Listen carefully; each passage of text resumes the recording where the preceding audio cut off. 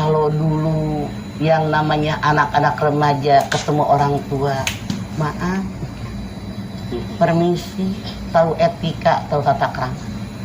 Yang namanya anak remaja, apalagi di bulan Ramadan kayak kemarin, tabarakallah, baju koko, pakai sarung, pada ke masjid. Sekarang rambutnya, hidungnya dipakein giwang, lidahnya dipakein giwang, bener nggak Bu? Kadang-kadang pakai Vespa, pakai motor yang katanya rebat, nyusahin jalanan, bawa sampah dibawa kemana-mana. Saat ini perlakuan remaja, tidak semua sih, kebanyakan ngeri. Sampai-sampai kita orang tua mikir, kok kayaknya kayak orang yang tidak waras 100%. Anda bayangkan, pakaian disobek-sobek. Anda bayangkan, saat ini yang namanya tawuran melanda di mana-mana. Saat ini yang namanya anak-anak SMP pacaran. Bahkan kalau mereka tidak punya pacar, kadang-kadang orang tuanya nggak ngerti. Kayak ketinggalan zaman. Seolah-olah pacaran itu tren. Seolah-olah pacaran itu wajib. Seolah-olah pacaran itu tidak berbuat dosa. Tabarakallah. Pergaulan bebas di mana-mana. Maling. Yang namanya sekarang begal. Wah, beraninya kayak apa? Mereka berbuat dosa, berbuat maksiat terang-terangan, nggak pakai ditutupin. Bahkan kadang bangga mereka melakukan dosa. Mereka bangga bisa melakukan perbuatan maksiat. Merinding saya. Mau jadi apa mereka di masa depan? Bagaimana kondisi negara kita nanti? Mereka kader-kader bangsa, mereka kader-kader umat kita. Punten. Kenapa ini terjadi? Jangan satu dengan yang lain saling menyalahkan. Ini kewajiban antara kita orang tua yang ada di masyarakat dengan pimpinan-pimpinan dari ujung atas sampai ujung bawah. Wajib bersinergi, bekerja sama, meluruskan kelakuan-kelakuan remaja mereka. Akhlak tidak terpuji, tidak tahu etika, tabarakallah. Kalau kita diamin, hancur negara kita. Kenapa terjadi? Punten, boleh jadi yang pertama, yang jadi orang tua tidak mengerti agama. Anaknya tidak diarahkan dengan agama yang benar. Karena anak ngerti agama, yang namanya anak nggak sholat, bapaknya juga nggak sholat kok. Anaknya nggak sholat, emaknya juga nggak sholat kok. Anaknya nggak pernah megang Quran dari rumah punya, karena bapak emaknya juga ngaku Islam doang. Tidak pernah menyentuh Quran. Bapaknya nggak pernah ke masjid, emaknya nggak pernah ikut taklim. Ini yang terjadi.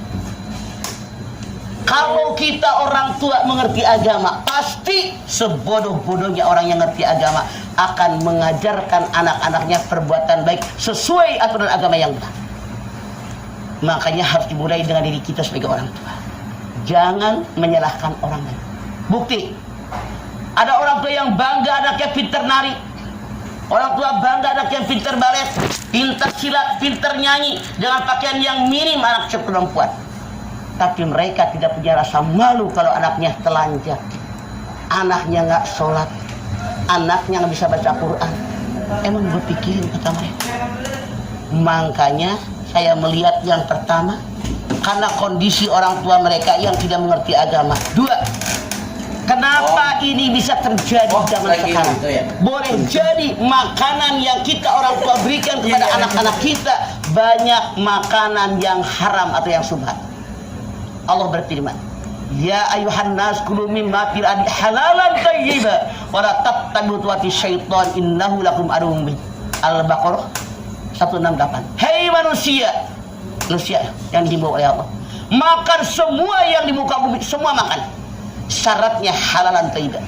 Halalan thayyiban secara hukum, halalan thayyiban cara memperolehnya, thayyib hasilnya. Masya Allah. Kalau orang tuanya sudah jadi koruptor, kalau orang tuanya tukang tipu, tukang palak, tukang ngambil hak orang lain, bagaimana kelakuan akan baik? Darah daging yang melekat, yang tumbuh dari makanan yang haram, menyebabkan yang dilihat haram, yang didengar haram, yang diraba haram, yang dicium, yang diucapkan, yang dikatakan kaki pun semuanya haram akibat makanan, minuman, pakaian yang haram. Menentukan. Bahkan Rasul pun mengatakan makanan yang haram, minuman, pakaian yang haram dimakan oleh seseorang, daging darah yang tumbuh dari makanan haram menyebabkan satu, doa tidak akan dikabul oleh Allah Subhanahu wa taala. Dua, daging darah yang haram yang tumbuh dari makanan yang haram, mereka adalah santapan api neraka yang meluap-luap. Bagaimana doa kita dikabul minta anak solehah? Oh, ngasih makanan juga seperti itu. Coba. Apalagi boleh jadi didikan orang tua yang salah, tidak diberikan kasih sayang. Orang tuanya misalnya emaknya bapaknya tukang berantem, anak tiap saat melihat orang tuanya berantem ikut berantem.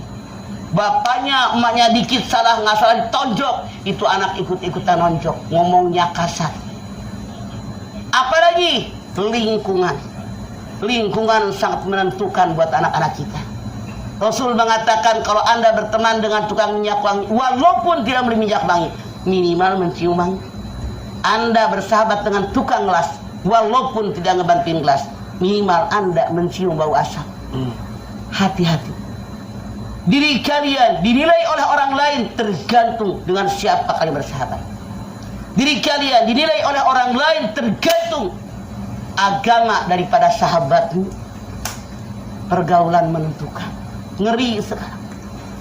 Bahkan yang tadi Ipan bilang, ya, ada anak-anak yang saling melukai. Lu berani nggak masuk komunitas yang tidak masuk di akal sehat? Ya. Orang luka aja harus diobati. Dia melukai sendiri dengan silat. Nantangnya berani nggak? Ya. Kan aneh kan? Itu lebih jahat daripada binatang. Binatang buas sekalipun mengangkat kuku dah jadi anak.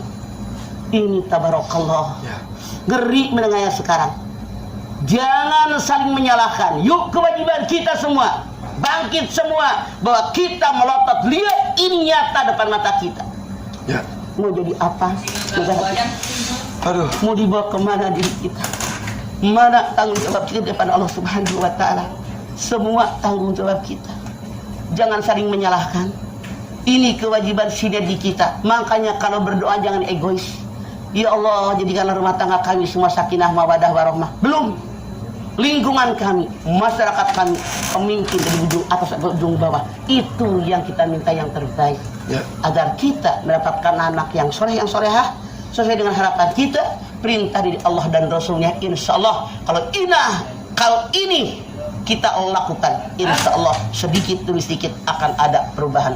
Niat yang kuat, sikap yang benar-benar melakukannya, Allah pasti meridhoinya. Man jadda wajada.